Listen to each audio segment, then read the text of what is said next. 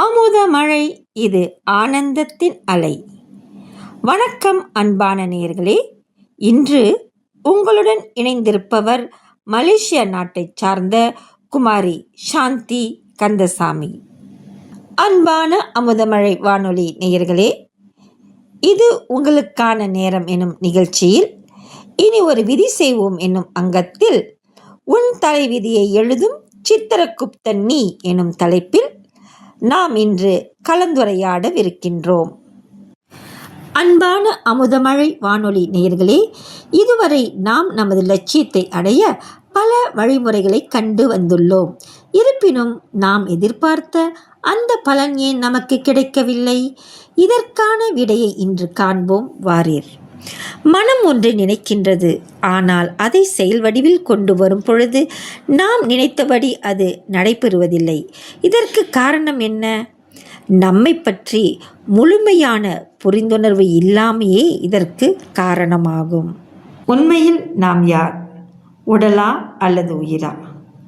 இதுவரை நாம் யார் என்று சரியான புரிந்துணர்வை நாம் கொண்டிருக்காததால் நமது உண்மையான தன்மையை, அதாவது சுயத்தை நாம் மறந்துவிட்டோம். இதனால் நாம் தெளிவற்றவர்களாக இந்த பூமியில் வாழ்ந்து கொண்டிருக்கிறோம். ஒரு குருடனுக்கு எப்படி இரவும் பகலும் வித்தியாசம் தெரியாதோ, அதேபோல் நமக்கு நன்மையது தீமையது என்று வித்தியாசம் தெரியாமல் நம்மில் பலர் இந்த பூமியில் இன்னும் வாழ்ந்து கொண்டு தான் இருக்கின்றார்கள். இந்த உடலாகப்பட்டது இந்த உயிர் பயணிக்கும் ஒரு வாகனம் போன்றது. எப்படி ஒரு வாகனம் ஓட்டி தனது வாகனத்தை செலுத்துவாரோ, அதேபோல் இந்த உடலாகப்பட்டது அதில் இருக்கும் உயிரின் துணையோடு தான் இயங்குகின்றது. இந்த உயிரானது கண்கள் மூலம் பார்க்கின்றது, காதுகள் மூலம் கேட்கின்றது, வாய் மூலம் பேசுகின்றது, கைகள் மூலம் காரியங்கள் செய்கின்றது, கால்கள் மூலம் ஒரு இடத்திலிருந்து மற்றொரு இடத்திற்கு பயணமாகின்றது. இதுவே ஒரு உதாரணத்திற்கு எடுத்துக்கொள்வோம். ஒரு நபருக்கு உடலில் உயிர் இல்லாவிட்டால் இத்தனை காரியங்களையும் அவரால் செய்ய முடியுமா? இதிலிருந்து நமக்கு புலப்படுவது என்ன? இந்த உடலை ஏதோ ஒரு சக்தி உள்ளிருந்து இயக்குகிறது. எனவேதான் என் கண், என் மூக்கு, என் வாழ்க்கை என்று நாம் கூறுகிறோம். இந்த என் என்று கூறுகிறோமே, இதுதான் அந்த உயிர். இந்த உயிரை யாராவது கண்களில் பார்த்திருக்கிறோமா என்றால் இல்லை என்று தான் கூற முடியும். ஏனென்றால் நம் கண் முன்னே நமக்கு அன்புக்குரியவர்கள் உடலை விட்டு நீங்கினாலும் ஒரு மருத்துவர் வந்து பரிசோதித்து அவருடைய உயிர் அந்த உடலை விட்டு பிரிந்துவிட்டது என்பதை உறுதிப்படுத்திய பின்னர்தான் நம்மால் நம்ப முடியும். ஏனென்றால் அந்த உயிரை இந்த கண்களால் நம்மால் காண முடியாது. கண்களால் காண முடியாத அளவிற்கு அது மிகவும் சூட்சமமான ஒரு உயிர் சக்தியாகும். ஆத்மா என்றால் என்ன? அது எப்படி இருக்கும்? அது இந்த உடலில் எங்கு இருக்கும்? இது போன்ற கேள்விகள் நம்மில் பலருக்கு புரியாத புதிராகவே இருக்கின்றது. சற்று முன் நாம் பார்த்தோம், நமக்கு அன்பானவர்கள் நம் கண்முன்னே நம்மை விட்டு பிரியும் பொழுது நாம் அவரின் பிரிவை, அதாவது அந்த மரணத்தை ஒரு மருத்துவர் துணையோடு தான் உறுதிப்படுத்துகிறோம். இதிலிருந்து தெளிவாக தெரிவது, ஆத்மாவை இந்த ஊனக்கண்களால் நாம் காண முடியாது. அதாவது அது மிக சூட்சமானது. அது எங்கே இருக்கிறது என்றால் இரு புருவ மத்தியில்தான் இருக்கிறது என்று கூறலாம். காரணம், இந்த உடலில் நாம் முக்கியமாக இந்த இரு புருவத்துக்கு மத்தியில்தான், பெண்களாக இருந்தால் அங்குதான் திலகம் அணிகிறோம், ஆண்கள் அங்கு சந்தன பொட்டு இடுகிறார்கள். பெரும்பாலும் தாய்மார்கள் கூறுவார்கள், பெண் பிள்ளைகளிடம் பொட்டு வைக்காமல் வெளியே சென்று விடாதே. இதற்கு ஒரு மனோவியல் உண்மையும் இருக்கின்றது. அதாவது பொட்டு வைக்காமல் நாம் வெளியே செல்ல நேருமானால் சில தூய்மையான நோக்கமற்றவர்களால் நாம் வசிய செய்யப்படலாம் என்று. அதாவது அவர்கள் தங்களுடைய மனோசக்தியால் நமது ஆத்மாவை அவர்கள் வசப்படுத்த முடியும் என்று ஒரு நம்பிக்கை உள்ளது. இது பல விஷயங்களில் நிரூபணமும் ஆகியுள்ளது. இந்த ஆத்மாவாகப்பட்டது புருவ மத்தியில்தான் இருக்கிறது என்று எப்படி நாம் உறுதியாக சொல்லலாம் என்றால், நமக்கு ஏதாவது பிரச்சனை வரும்பொழுது நாம் நெத்தியில்தான் அடித்துக்கொள்கிறோம். என்னவென்று அடித்துக்கொள்கிறோம்? எல்லாம் என் தலைவிதி, நான் ஏன் பிறந்தேன்னு தெரியல, இப்போன்ற பல வார்த்தைகளை நாம் வாயிலிருந்து உச்சரிக்கின்றோம். ஏன் இவ்வாறு நாம் கூறுகின்றோம்? என் தலைவிதி, அதாவது என் தலைவிதி. இங்கு என் எனப்படுவது ஆத்மாவையே குறிக்கின்றது. ஆத்மா இந்த நெற்றில் இருப்பதினால்தான் நமக்கு சாதகமற்ற எந்த விஷயங்கள் நடந்தாலும் நாம் நெற்றில் அடித்துக்கொண்டு எல்லாம் என் தலைவிதி என கூறுகின்றோம். இந்த ஆத்மா நெற்றியின் மத்தியில் இருந்து கொண்டு இந்த உடலை எவ்வாறு இயக்குகின்றது என உங்களுக்கு தெரியுமா? ஆம், ஆத்மாவுக்குள் 3 கூறுகள் இருக்கின்றன. முதலாவது மனம். இந்த மனம் சதா எண்ணங்களை உற்பத்தி செய்யக்கூடியது. அதில் நல்ல எண்ணங்கள், தீய எண்ணங்கள், தேவையான எண்ணங்கள், தேவையற்ற எண்ணங்கள் உற்பத்தியாகும். மேலும் மனமானது கற்பனை செய்து பார்க்கும் ஆற்றலுடையது. அதனால் ஞாபகப்படுத்தியும் பார்க்க முடியும். அடுத்து புத்தி.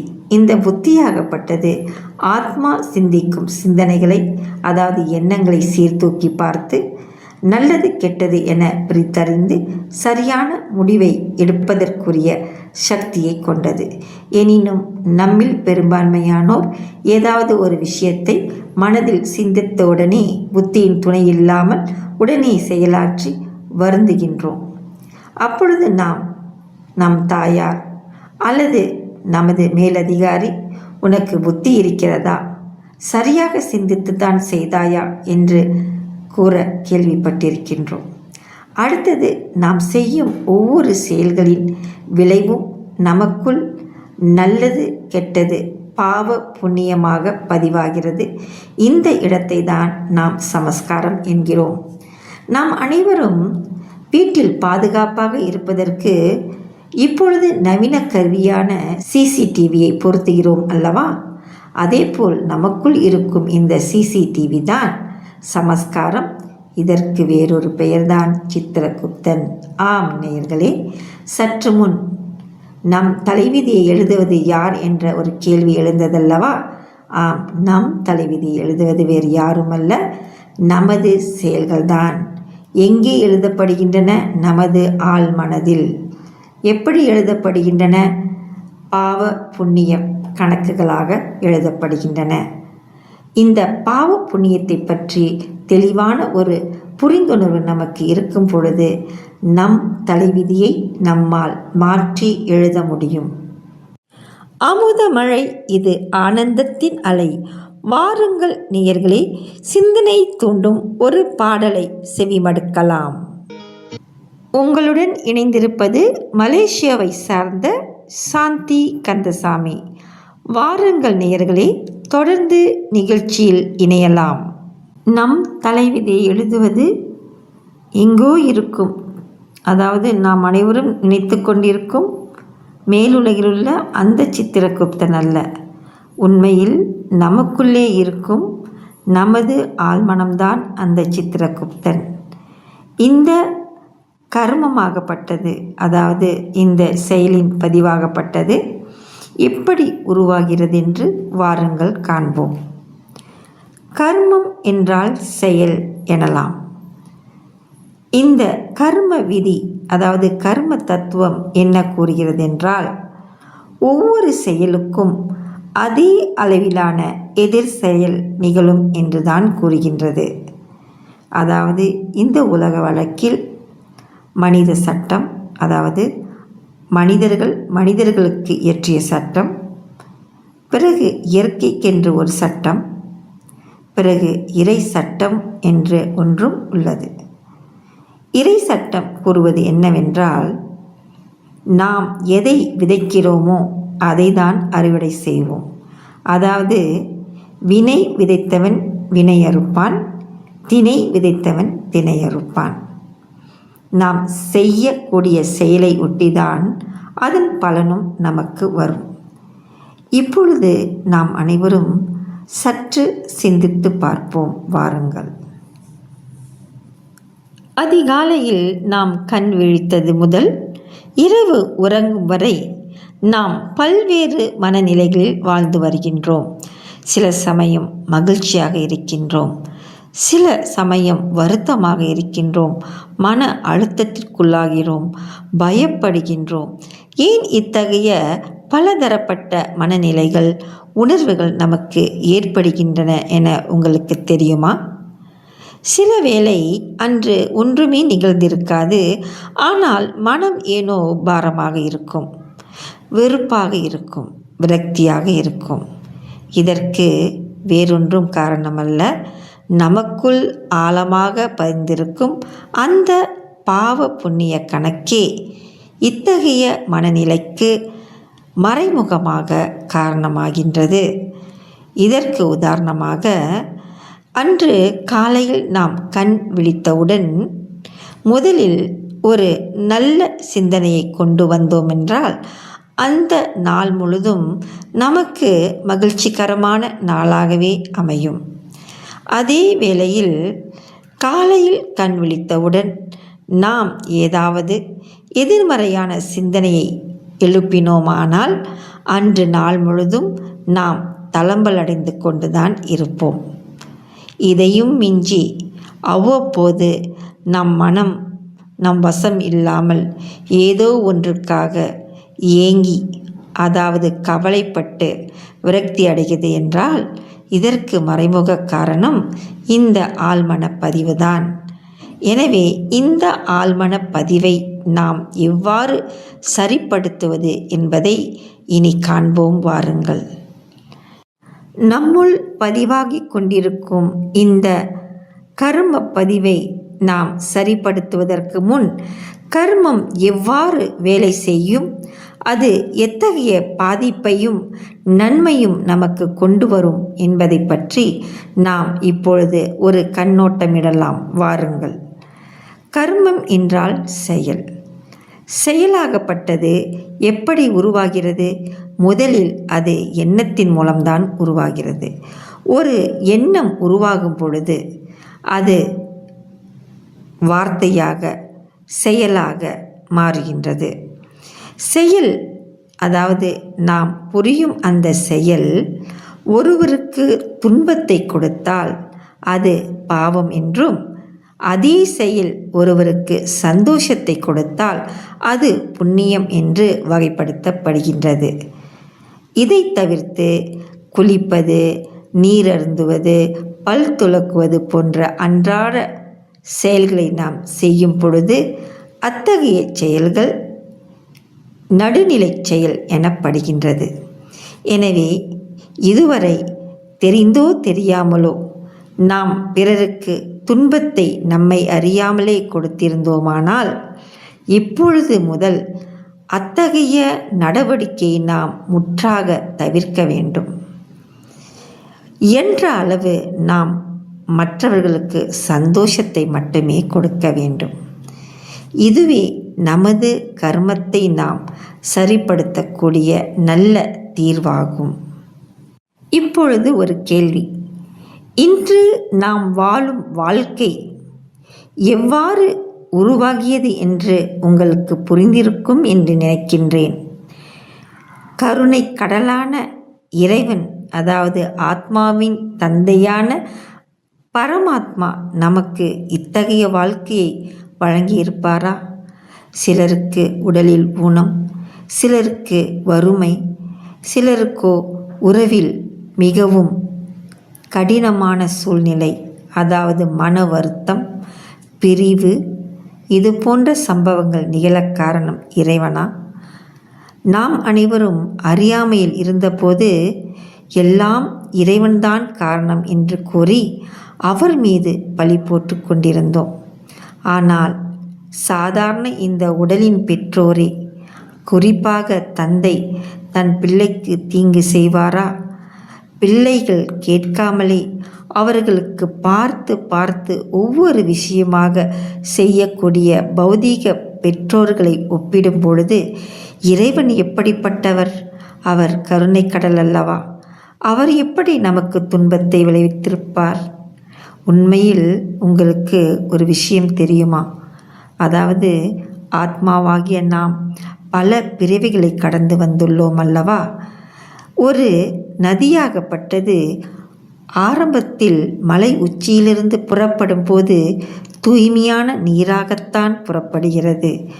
ஆனால் அது செல்லும் வழியில் பல கசடுகள் அதனுடன் கலந்து பிறகு ஒரு அழுக்கான தண்ணியாக மாறி மீண்டும் கடலில் சங்கமமாகி அக்கடலை போன்று உருமாறுகிறது. இந்த உதாரணம் நமது வாழ்க்கைக்கு நாம் ஒப்பிடலாம். அதாவது இறைவனின் குழந்தைகளாகிய நாம் இந்த பிறவிக்கு வருவதற்கு முன் இறைவனுடன் ஆத்மலோகம், அதாவது மேலே இருக்கும் அந்த உலகத்தை தான் நாம் ஆத்மலோகம் என கூறுவோம். ஆத்மாக்கள் வசிக்கும் இடம் சிவலோகம் என்று கூறுவோம்.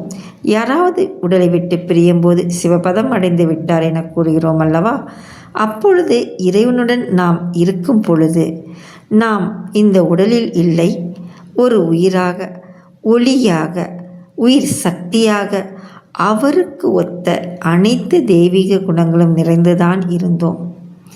எப்படி மலை உச்சியிலிருந்து தண்ணீர் தூய்மையாக புறப்பட்டதோ அதே போல் நம் முன்னோர்களான மூதாதையர்களான மனிதர்கள் தெய்வீக குணம் நிறைந்தவர்களாக இந்த பூமியில் வாழ்ந்து வந்தனர்.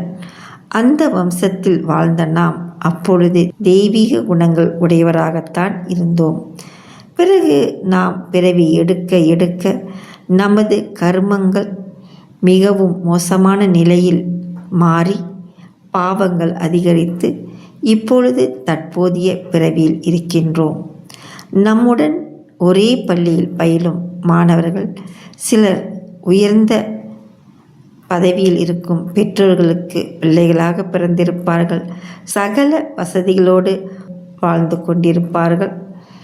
ஆனால் நாமும் அதே பள்ளியில், அதே வகுப்பில், அதே மாணவர்களுடன் கற்கும் பொழுது ஏனோ ஏழைகளாக ஒவ்வொரு விஷயத்திற்கும் ஏங்கி தவிக்கும் மனநிலை கொண்டவராக வாழ நேரிட்டிருக்கலாம்.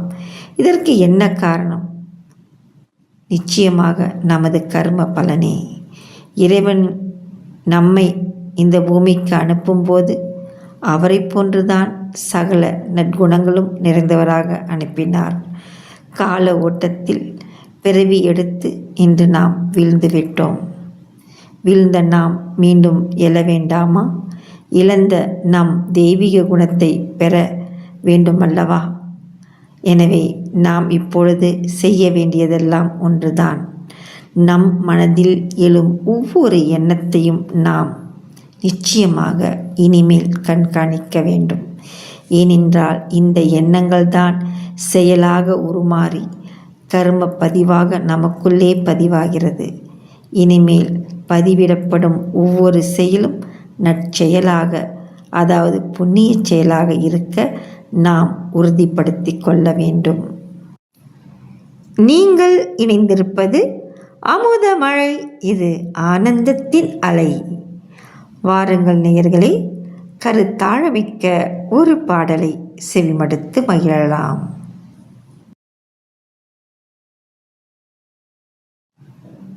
சிந்தனை தூண்டும் ஒரு பாடலை செவிமடுத்தோம். வாருங்கள், நிகழ்ச்சியில் மீண்டும் இணையலாம். இந்த உலக வழக்கத்தின்படி எந்த ஒரு புதிய பொருளும் பயன்படுத்தும் போது பழையதாகுவது இயல்பான ஒன்றே. பகலென்று ஒன்று இருந்தால் நிச்சயமாக இரவென்று ஒன்று வந்தே தீரும். இன்பம் என்று ஒன்றிருந்தால் நிச்சயமாக துன்பம் வந்தே தீரும். அதுபோல்தான் நமது வாழ்க்கையும்.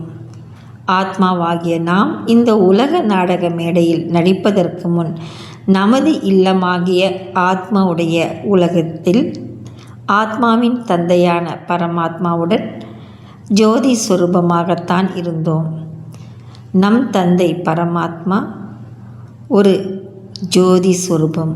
அதேபோல் நாமும் கண்ணுக்கு புலனாகாத ஒரு ஜோதி சுரூபமாகவே இருந்தோம். அப்பொழுது நாம் கர்மத்தில் வரவில்லை. எனவே நாம் சக்திகள் நிறைந்தவர்களாகவும் தெய்வீக குணங்கள் பொருந்தியவர்களாகவும் இருந்தோம். எப்பொழுது இந்த உடலை எடுத்து உலக நாடக மேடையில் நடிக்க ஆரம்பித்தோமோ, அதாவது எப்பொழுது செயலில் அதாவது கர்மத்தில் ஈடுபட்டோமோ, அப்பொழுது ஆத்மாவின் சக்தியை நாம் இந்த உடல் மூலமாக பயன்படுத்தும் பொழுது அது குறைந்து நாளடைவில் நமது தெய்வீக குணங்களும் சக்திகளும் நம்மை விட்டு விலகிவிட்டன. இதற்கு சரியான சான்று நம்மை சுற்றி நடக்கும் சம்பவங்களே. எங்கு பார்த்தாலும் கொலை, கொள்ளை, இயற்கை பேரிடர், ஒற்றுமையின்மை, கலவரம், இது போன்ற விபரீதமான விரும்பத்தகாத செயல்களை நடைபெற்று வருகின்றன. சொர்க்கமாக ஒரு காலத்தில் இருந்த இந்த உலகம் இப்பொழுது நரகமாக இருப்பதை நாம் கண்கூடாக காண்கிறோம். இதற்கெல்லாம் காரணம் ஒன்றுதான். நாம் யார் என்பதை மறந்து நமது உண்மையான சொத்தாகிய நற்குணங்களையும் சக்திகளையும் இழந்து உடலின் உணர்வுக்கு தள்ளப்பட்டு நாம் மனம் போன போக்கில் காரியங்கள் செய்வதால் நம்மை சுற்றி அனைவரும் ஒரு கர்ம பந்தத்தில் விழுந்து நம்மால் பின்னப்பட்ட இந்த கர்மம் என்ற சிலந்தி வலையில் நாமே விழுந்து பின்னர் துக்கத்தில் இந்த உடலை விட்டு நீங்குகின்றோம். நம்மில் பெரும்பான்மையானோர் எனக்கு மட்டும் ஏன் துன்பத்திற்கு மேல் துன்பம் வருகின்றது, என் வாழ்க்கையில் விடிவெள்ளியே கிடையாதா என மனமுடைந்து தன்னையும் பிறரையும் நொந்து கொள்வதோடு இறைவன் மீதும் குற்றம் சாட்ட கேட்டிருக்கின்றோம். இதற்கு காரணம் நமது கர்மம்தான். ஏதோ ஒரு பிறவியில் நாம் விதைத்த அந்த விதைதான் இன்று மரமாக வளர்ந்து நம் கண்முன் நிற்கின்றது. எப்பொழுது நமது கர்ம விதியின் பலன் ஆரம்பிக்கின்றதோ அப்பொழுதெல்லாம் நிச்சயமாக அதற்கான பதிலை நாம் கூறியே ஆக வேண்டும். புரிந்துணர்வு உள்ளபோது நாம் அதனை எதிர்கொள்ள தயாராகி விடுவோம் அல்லவா? இதற்கு ஒரு உதாரணம். எப்பொழுதும் தந்தையை பிரியாமல், அதாவது தாயை விட்டு பிரியாமல் அழும் குழந்தை வேலைக்கு செல்லும் பொழுது தன் பெற்றோர்களிடம் போய் வாருங்கள் அம்மா, போய் வாருங்கள் அப்பா என்று பாய் பாய், அதாவது டாட்டா காட்டுகிறது. பிறகு மாலை வேளையில் தன் பெற்றோர்கள் வரும் நேரம் அந்த குழந்தைகளுக்கு எவ்வாறு தெரியுமோ என்று தெரியவில்லை. அவர்கள் வாசலில் வழிமேல் விழி வைத்து காத்திருப்பார்கள். பிறகு வீட்டிற்கு வந்த பிறகுதான் அவர்கள் மற்ற விஷயங்களுக்கு அடம் பிடிப்பார்கள். இதிலிருந்து என்ன புரிகின்றது? ஒரு புரிந்துணர்வு இருக்கும் பொழுது அதை எவ்வாறு அந்த குழந்தை ஏற்றுக்கொண்டு பொறுமையாக தன் பெற்றோரின் வருகைக்காக காத்திருக்கிறதோ, அதேபோல் இன்று நடக்கும் என் வாழ்க்கையில் அனைத்து சம்பவங்களும் நான் என்றோ விதைத்த செயல்களின் பலன் என்ற புரிந்துணர்வு நமக்கு இருக்குமே. ஆனால் இந்த வாழ்க்கையை நிச்சயமாக நாம் எந்த ஒரு புகாரும் சலிப்பும் இல்லாமல் மன தைரியத்தோடு கையாள முடியும். இதற்குத்தான் நமக்கு ஆன்மீகம் மிகவும் முக்கியமாக இருக்கின்றது. நமது வாழ்க்கையில் இறைவன் அருளிய 24 மணி நேரத்தில் நமக்காக, நம் ஆன்மீக சக்தியை வளர்ப்பதற்காக நிச்சயமாக நாம் ஒரு சில மணி நேரங்களை செலவிட வேண்டும். நான் யார், நான் ஏன் இந்த பூமியில் பிறந்தேன் என்பன போன்ற பல கேள்விகள் நமக்குள் இருந்து வருகின்றன. அமுத மழை, இது ஆனந்தத்தின் அலை. அன்பான நேயர்களே, வாருங்கள் சிந்தனையை தூண்டும் ஒரு பாடலை செவிமடுக்கலாம். சிந்தனைக்கு விருந்தாக அமைந்த இந்த பாடலை அனைவரும் கேட்டு மகிழ்ந்தோம். வாருங்கள் தொடர்ந்து நிகழ்ச்சியில் இணையலாம். இயந்திரமயமான இந்த வாழ்க்கையில் மனிதன் பொருளை தேடும் முயற்சியில் தன்னை சுற்றி என்ன நடக்கின்றது என்பதை பற்றி காண தவறிவிட்டான். உண்மையில் சற்று நேரம் நம்மை சுற்றி என்ன நடக்கின்றது என்று பார்ப்போமா? எங்கு பார்த்தாலும் குழப்பம், மரண ஓலங்கள், நோயினால் பாதிப்பு, இயற்கை பேரிடர், பொருளாதார நெருக்கடி, பஞ்சம், பட்டினி, இனக்கலவரம் இது போன்றவைதான் நடக்கின்றன. இதற்கு யார்தான் காரணம்? நிச்சயமாக மனிதன்தான் இதற்கு காரணம். ஏதோ ஒருவர் செய்யும் முயற்சியில் அவர்களின் பின்னால் பிறரும் ஓடி உண்மை என்ன என்பதை மறந்து தவறான முடிவை எடுத்து பூஞ்சோலையாக இருந்த இந்த உலகத்தை நரகமாக மாற்றிவிட்டனர். இதற்கு முக்கிய காரணம் தாங்கள் யார் என்று அறியாததினால்தான். நாம் அனைவரும் மதத்தால், கலாச்சாரத்தால், நிறத்தால் மாறுபட்டிருக்கலாம். ஆனால் நிச்சயமாக அனைவரும் ஒரு இறைவனின் குழந்தைகள் என்பதை மறந்துவிடலாகாது. எத்தனை பேருக்கு இந்த ஞானம் உள்ளது? இந்த ஞானம் மட்டும் இருந்திருந்தால் இந்த உலகத்தில் போர் எழ முடியுமா? இந்த உலகம் பூஞ்சோலையாக அல்லவா இருந்திருக்கும்? நாம் இப்பொழுது வாழும் இந்த வாழ்க்கையில் நிச்சயமாக ஆன்மீகத்திற்கும் லௌகிகத்திற்கும் சமநிலை பேண வேண்டும். அதாவது பொருள் தேடும் முயற்சியில் அருளை மறந்துவிடக்கூடாது. அதிகாலை வேளையில் மிகச் சிறந்த நேரம். அந்த நேரத்தில் ஆத்மாவுக்கு தேவையான சக்தியை தியானத்தின் மூலம் இறை தந்தையிடமிருந்து நாம் பெற்றுக்கொள்ளும் பொழுது அன்றைய பொழுதை நாம் நிச்சயமாக சிறப்பாக நமது கடமைகளை ஆற்ற முடியும். இது எத்தனை பெயர்களுடைய வாழ்க்கையில் சாத்தியமாகின்றது? பெரும்பான்மையானோர் அவசரமாக கண் விழித்து வேலைக்கு சென்று அங்கு பதட்டத்துடன் வேலையாற்றி பின்னர் மாலையில் ஓய்வாக இருக்கும் நேரத்தில் அவர்கள் மன அழுத்தத்துடன் வீடு திரும்பி அந்த மன உளைச்சலை குடும்பத்தினரிடம் காட்டி தானும் நிம்மதியின்றி தன்னை சார்ந்தவர்களையும் நிம்மதியின்றி ஆக்கிவிடுகின்றனர். இதற்கு மூல காரணம் ஆன்மீக பலம் இல்லாததுதான். எனவே நாம் எந்த மதத்தை சார்ந்தவர்களாக இருந்தாலும் நிச்சயமாக இறைவனுடன் நல்ல தொடர்பை கொண்டிருக்க வேண்டும். நமக்காக, நமது நன்மைக்காக கண்டிப்பாக சில நிமிடங்களை நாம் இறை சிந்தனையில் செலவிட வேண்டும். இவ்வாறு செய்யும் பொழுது எத்தகைய மாற்றத்தை நாம் கொண்டு வர முடியும் என்பதை நீங்கள் அனுபவபூர்வமாக பரீட்சித்து பார்க்கலாம்.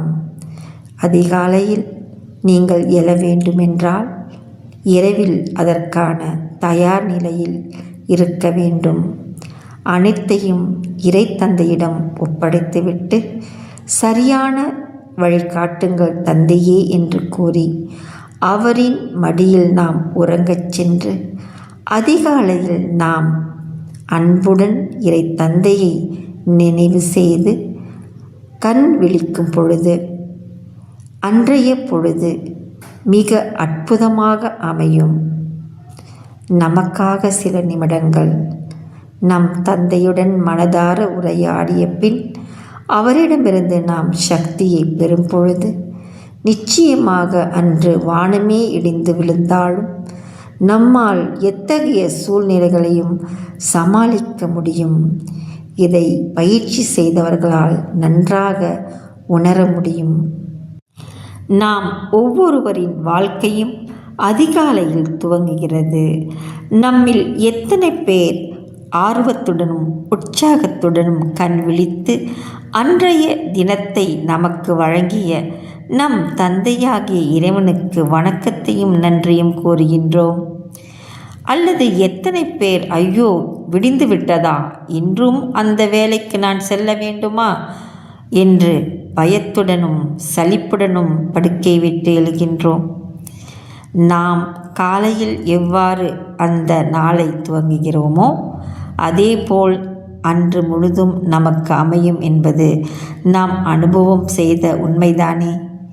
அதிகாலை நேரத்தில் சுய பிரகடனங்களை நமக்கு ஏற்றவாறு நாம் அனுபவம் செய்ய தொடங்கும் பொழுது நிச்சயமாக அது வேலை செய்ய ஆரம்பிக்கும். நான் அண்மைய காலமாக ஒரு பயிற்சியில் ஈடுபட்டு வருகிறேன். இது மனோவியலாளர்கள் கொடுத்த ஒரு பரிசோதனை தான். அதாவது ஆங்கிலத்தில் டபுள் கிளாஸ் மெத்தட் என்று அழைப்பார்கள்.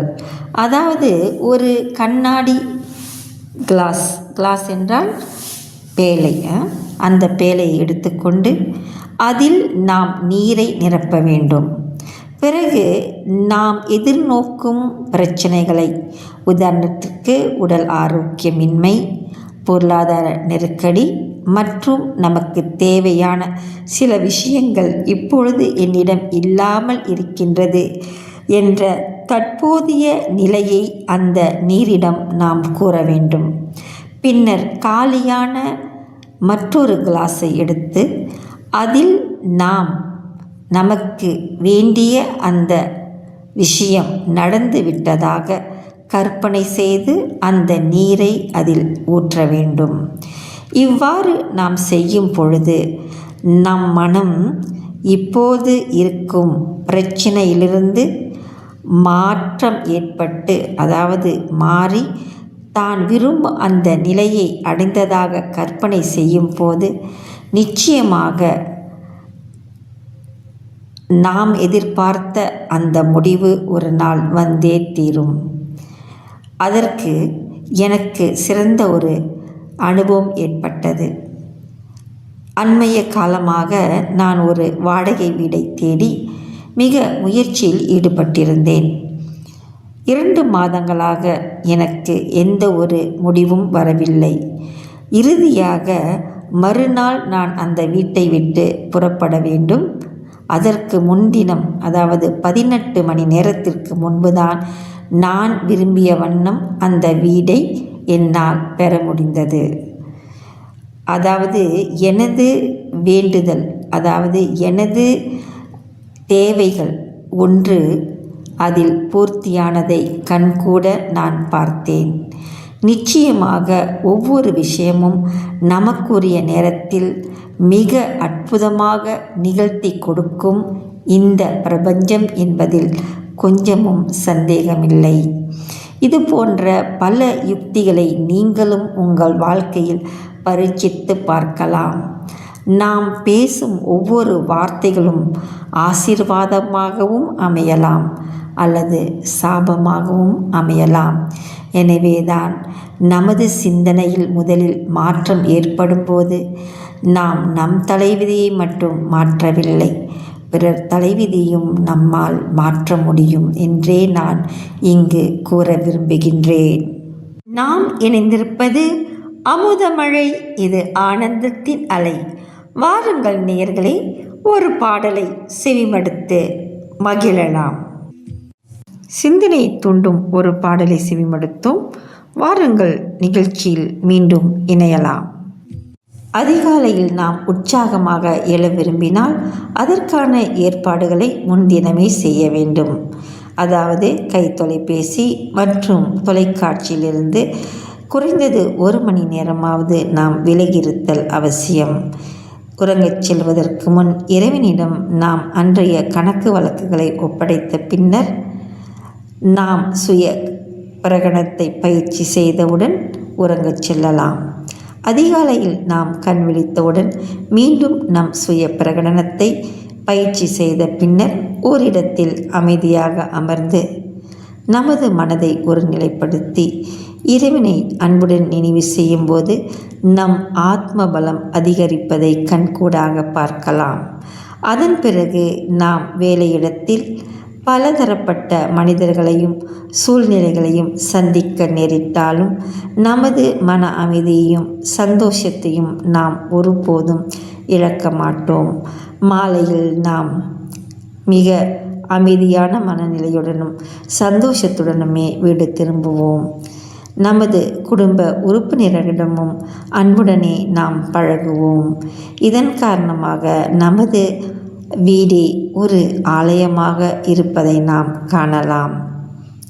இரவு உறங்கச் செல்வதற்கு முன் மீண்டும் அதே பயிற்சியில் நாம் ஈடுபட வேண்டும். இவ்வாறு செய்யும் பொழுது எத்தகையான கடுமையான சூழ்நிலைகளை இதுவரை எதிர்நோக்கி இருந்தாலும் நிச்சயமாக அவை படிப்படியாக மாறுவதை நாம் கண்கூடாக காணலாம். நிகழ்ச்சி இப்பொழுது ஒரு நிறைவை நாடுகிறது.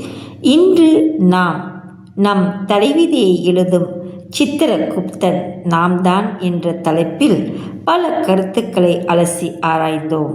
இனிமேல் பிறர் மீது பழி போடாமல் நமது தலைவிதியை நம்மால் மாற்றி அமைக்க முடியும் என்ற நம்பிக்கையில் எண்ணத்தில் தேவையான மாற்றத்தை ஏற்படுத்தி அதை செயலில் நாம் கொண்டு வர வேண்டும். அதேபோல் நம்மை சுற்றி இருப்பவர்களையும் நாம் எப்பொழுதுமே அன்புடனும் மரியாதையுடனும் சுப பாவனை மற்றும் சிந்தனையுடன் நடத்த பழகிக்கொள்ள வேண்டும். வாருங்கள் நேயர்களே, தொடர்ந்து இறுதியாக ஒரு பாடலை செவிமடுக்கலாம். இறுதியாக இந்த பொன்னான வாய்ப்பை எனக்களித்த அமுதமழை இணையதள வானொலிக்கு என் அன்பார்ந்த வணக்கங்களை தெரிவித்து உங்களிடமிருந்து விடைபெறுவது மலேசியா நாட்டைச் சார்ந்த சாந்தி கந்தசாமி. நன்றி, நன்றி, நன்றி.